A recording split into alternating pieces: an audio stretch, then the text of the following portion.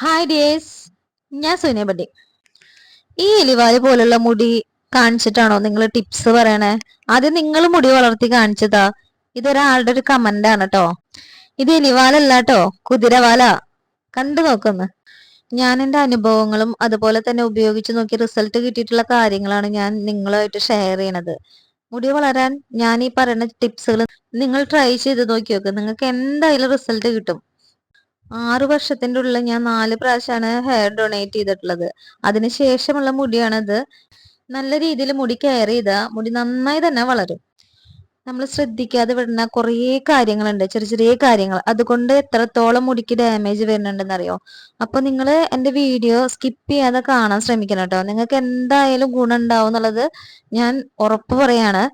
മുടി വേണമെന്ന് ആഗ്രഹിക്കുന്നവരാണെങ്കിൽ എൻ്റെ ചാനൽ സബ്സ്ക്രൈബ് ചെയ്യണം, ബെല്ലൈക്കൺ ക്ലിക്ക് ചെയ്യണം, ലൈക്കും ചെയ്യാൻ മറക്കരുത് കേട്ടോ.